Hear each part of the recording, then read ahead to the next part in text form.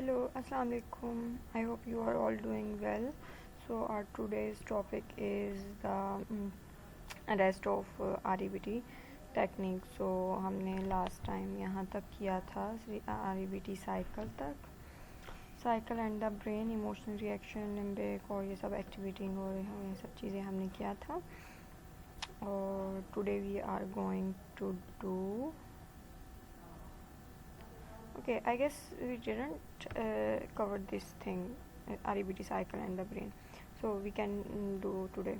So start here. Here में क्या होता है, A is for activating event. कि activating event क्या है, फिर B is emotional reaction purely limbic based on IB.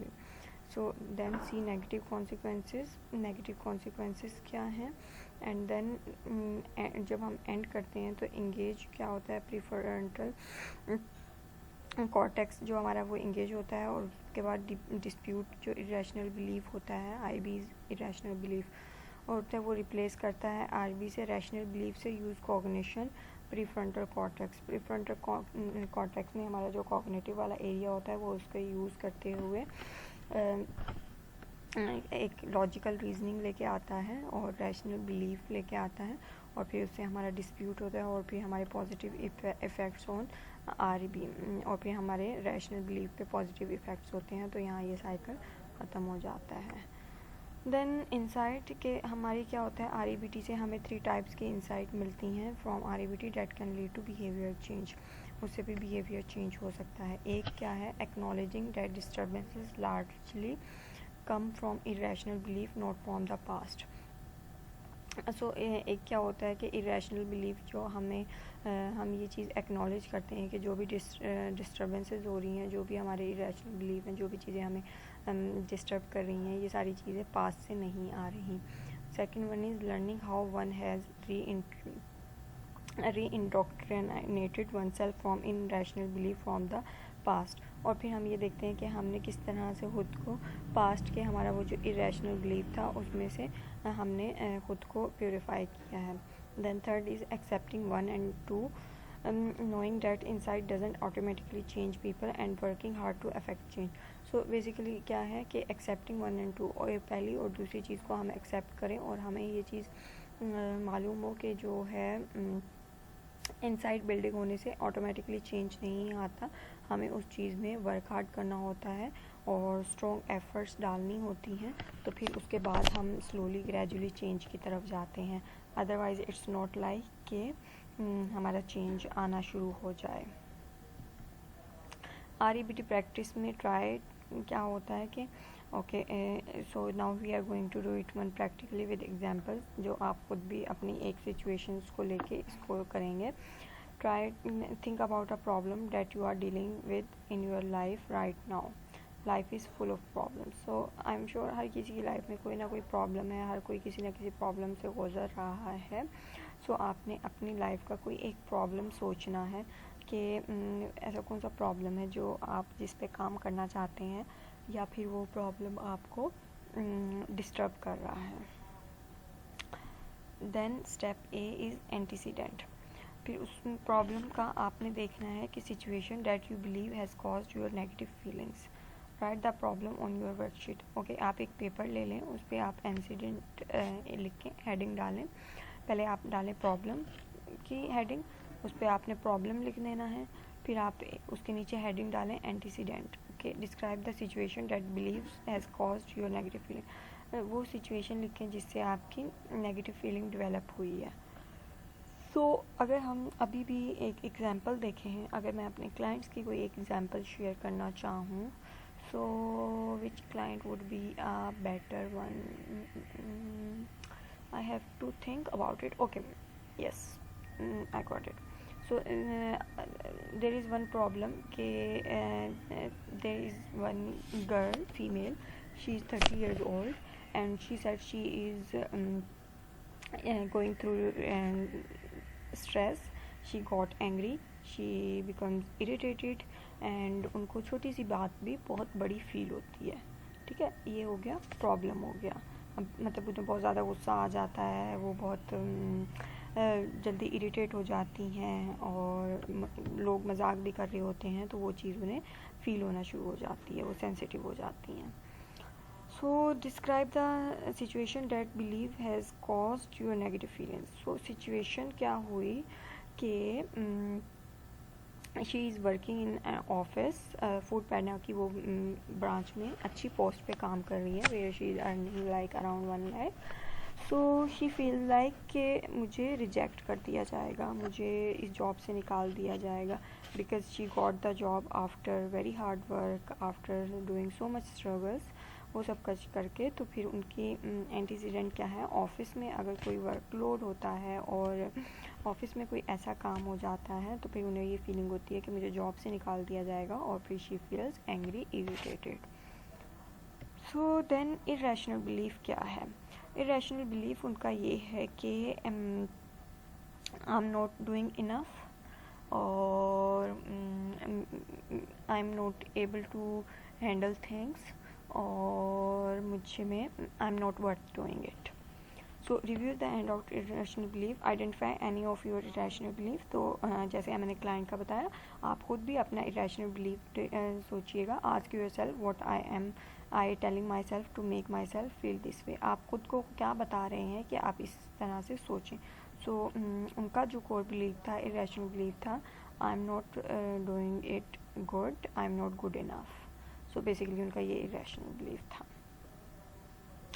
Consequences क्या है, identify the unpleasant emotional consequences of your irrational belief. आपने फिर अपने जो इमोशनल कॉन्सिक्वेंसेज हैं इरेशनल बिलीफ के, वो आपने आइडेंटिफाई करने हैं. A major clue for uncovering irrational consequences, unusual intensity और duration of the negative feeling. सो उसके क्या कॉन्सिक्वेंसेज, अनयूजुअल इंटेंसिटी और ड्यूरेशन नेगेटिव फीलिंग्स के जो आपको फील कर हो रहे हों और आप जो सोच रहे हों वो भी आपने सोचना है. सो उनका जो कॉन्सिक्वेंसेस था उनका ये था कि वो ज़्यादा वर्कलोड ले रही थी एक तो, और दूसरा वो अपने रिलेशनशिप्स मेंटेन नहीं कर पा रही थी. उन्हें रिलेशनशिप में इशू हो रहा था. लाइक उनके ब्रदर इन लॉ ने उनसे मजाक किया कि फूड पैंडा का चोर तो यहाँ बैठा हुआ है. तो शी गॉट एंग्री और शी गॉट लाइक के इन्होंने तो मुझ पे अटैक किया है, मुझ पे मैं पर्सनल हो गई वो. सो ये सब चीज़ें उन्होंने पर्सनल ली और फिर उससे उनका मूड मज़ीद ख़राब हुआ और उन्होंने 2-4 दिन बात नहीं की. उनकी फैमिली में थोड़ा सा अनडिस्टर्बेंस हुई, लेकिन शी ट्राइड के ये चीज़ें उनकी इतनी कॉन्सिक्वेंसेस थे. और इवन दो एक दफ़ा उनकी खैर that's the different problem, but she went to the restaurant and because she used to like going all alone outside and all, but then she said ke I feel like no one is noticing me, so I'm not good enough, I'm not worthy that much. So she left that place. Then dispute पे जब हम आए, हमने interaction की. So these all the questions you have to do by yourself. आपने ये सारी चीज़ें खुद से पूछनी है. Which irrational belief do you want to dispute, क्या कौन से इरेशनल बिलीफ पे आप काम करना चाहेंगी. आपको लगता है कि आप अपनी वर्क प्लेस वाला जो है उस चीज़ पे करना चाहेंगी, या फिर आपकी जो सेल्फ स्टीम है आपको लगता है you are not good enough in look wise, उस पर काम करना चाहेंगे. What have you told yourself about the situation? आप अपने आप को क्या बताया. Can you rationally support this belief? What evidence exists of the falseness of this belief? So when I asked her कि आपको जब ये belief होता है कि आपको जॉब से निकाल दिया जाएगा, तो इसके लिए आपके पास एविडेंस है क्या, आपको कभी किसी ने ऐसा कहा है या क्या. तो शी सेड कि नहीं, मतलब आई एम डूइंग गुड. मैं इवन दो इवेल्युएशन भी होती है तो I do ask my manager how was my performance, how I am doing. तो फिर वो कहते हैं यू आर डूइंग गुड और आपकी अच्छी जा रही है, you don't have to worry about that. But still उसके कोई उनके पास एविडेंस नहीं था, but it was just her assumption. So and we assured that कि ओके अब you are working for 1 year और आपकी बॉस आपसे खुश हैं, आपकी टीम आपसे खुश है, then how we can think about it. So she was like yeah you are right, I don't have to like get worry, excessive worry. So does any exist or truth about this belief? What awful thing that could actually happen to you if you don't get what you think you must or must not? So और फिर I asked her कि ज़्यादा से ज़्यादा what could be the worst outcome, ज़्यादा से ज़्यादा awful क्या हो जाएगा? तो she was like कि मुझे जॉब से निकाल दिया जाएगा, I don't want to get out of that job.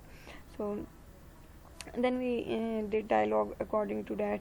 Okay, you have the job, but you have the experience, you have the qualification, and why they would uh, get you out of that job?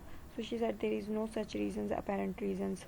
So उसका भी हमें कोई proof नहीं मिला. What good thing could you make happen if you don't get what you must? और फिर ऐसी कौन सी अच्छी चीज़ें हैं if they don't go into that ना, तो फिर हम we do keep asking questions कि ओके फिर कौन सी ऐसी अच्छी चीज़ होगी, कौन सी ऐसी बुरी चीज़ होगी कि अगर ऐसी कौन सी अच्छी चीज़ आप कर सकती हैं जो आपको लगे कि आप को चाहिए था और वो नहीं हो सकती.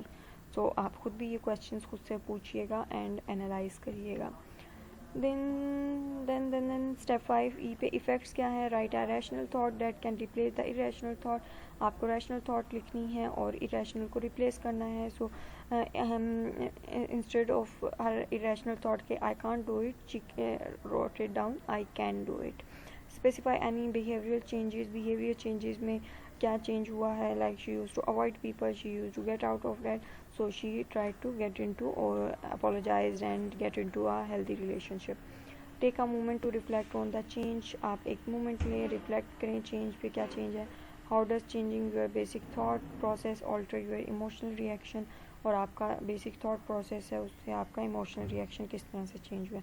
तो even though after session she was like now I am feeling relaxed. Now I am feeling like okay things are under control, I can manage. सो इस तरह से आप खुद भी रियलाइज़ करते हैं. So there are driver messages. Be perfect, hurry up, try harder, please others, be strong, unrealistic demand that interfere with natural preferences and inclinations.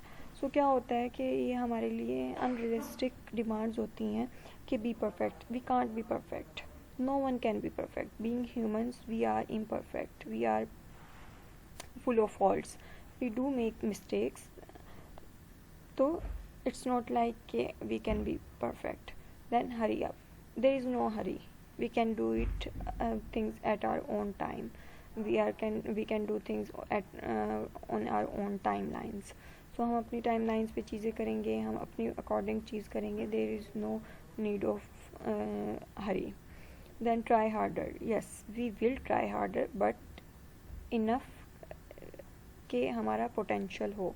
हम अपने पोटेंशियल तक ट्राई हार्ड करेंगे. Won't do more than that.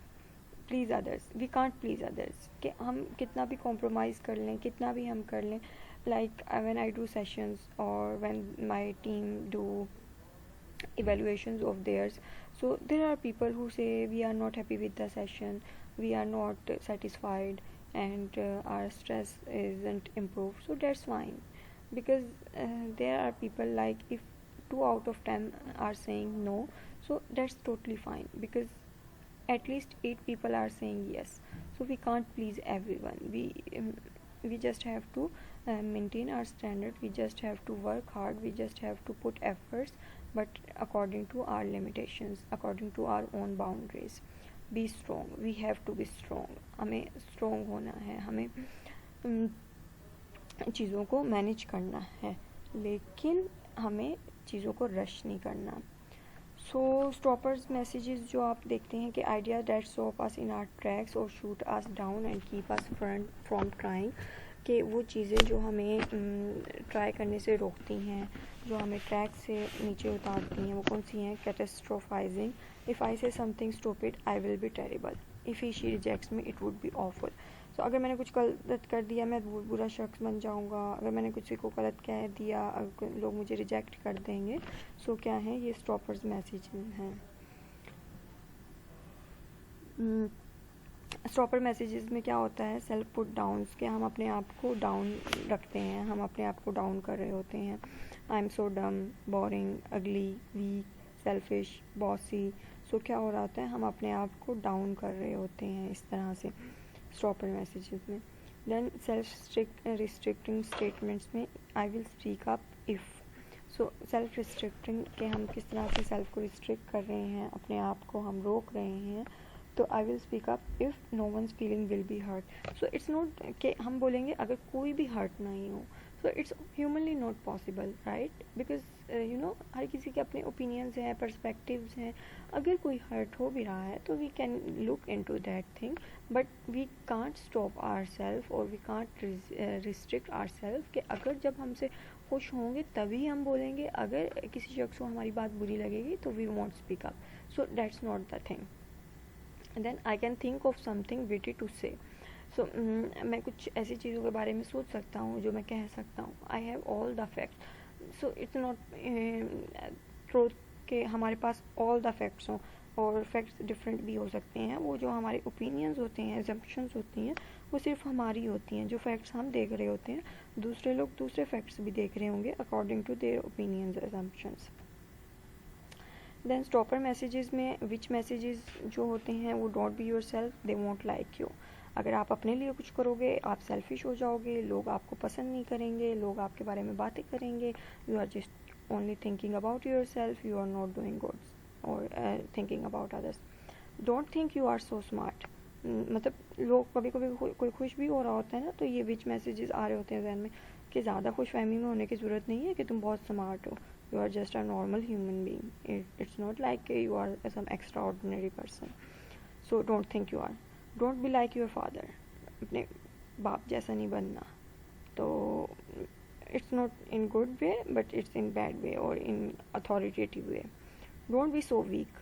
Everyone is weak. Everyone has their weakness, their strengths, their potentials. So it's not like कि अगर ये हमारी weakness है तो we should be like we shouldn't talk about that thing or we should cover it up और हम एक persona लेके फिरते रहें. It's not like that. So don't be weak. We can be weak. Don't be so pushy. Don't be so pushy. Why not? So we can push things at our own timeline. जो हमें चीज़ें चाहिए हम कर सकते हैं. Exercise, socialize and realize. So these are the three things you need to work on. Exercise से क्या होता है कि आपका जो सीरोटोनिन और नॉन एपिनेफ्रिन जो हार्मोनल लेवल होते हैं आपके, वो आपके बॉडी और माइंड में आते हैं, और सीरोटोनिन से आपको एक प्लेजेंट फीलिंग फील होती है, आप पॉजिटिव फील करते हैं, आपके पॉजिटिव इमोशंस होते हैं और आप एक अच्छा फील कर रहे होते हैं. देन सोशलाइज से क्या हो जाता है, to pull out of your negative mode. कि कई दफ़ा ये होता है कि आप रूम में होते हैं, you are feeling low, sad, upset, you don't feel like low energy, don't feel like talking to other. But when you go out and when you meet people, so when you listen to them and you when talk to them, you feel charged, you feel energized, you feel like okay now I am good. क्योंकि कुछ लोग होते हैं उनको environment से energy मिलती है.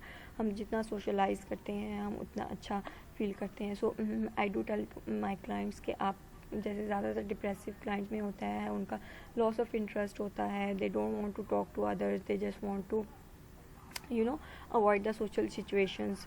और कई लोग ये रिपोर्ट भी करते हैं कि earlier they were very social, earlier they used to hang out and all, but now they have stop doing all this things. So हम उनको फिर यही चीज़ इनकरेज करते हैं कि आप ट्राई करें कि just go outside, talk to one people or two and just come back to home just for 5 minutes. Start with baby steps. और फिर हम उनको even though if you are not going out, just try to call them. आप किसी भी एक दोस्त को वीडियो कॉल कर लें, आप फ़ोन कॉल कर लें आप, बट कोशिश करें try to talk to other people. Then realise में क्या है, that you can not change your feelings by changing your thinking. आपको जो चीज़ फील हो रही है आप उसको चेंज नहीं कर सकते अपनी सोच का चेंज करके. You just have to feel it, acknowledge it and then you can work on it कि अब हम इसको किस तरह से चेंज कर सकते हैं. अदरवाइज़ एक आप कंफ्यूजिंग स्टेट में ही रहेंगे. Relax and reflect. Take a moment to enjoy the promise of relief from the problem. एक आप टेक अ मोमेंट लें और आप खुद को रिलैक्स करें, खुद को टाइम के साथ इंजॉय करें. कई लोग ऐसे होते हैं वी कांट गो आउटसाइड और they would love to go on tours but they can't. So I do tell them कि okay you can watch vlogs, you can watch tourist videos, so you can feel good by going there, and it was really helpful for my clients. Then you have to relax your body and mind as you savor the possibility of the new way of thinking. तो आप इतना relax करें कि आप दूसरी चीज़ों के बारे में भी पॉजिटिव वे में सोच सकें. Let your self imagine transferring the negative into the possible. So आपके माइंड में जो चीज़ें नेगेटिव थी, जो चीज़ें आप सोच रहे थे, उनको आप पॉसिबल वेज में कन्वर्ट कर सकते हैं. And that's it. If you guys have any questions, please feel free to ask, and I would love to answer your queries. So take care, have a lovely day. Allah Hafiz.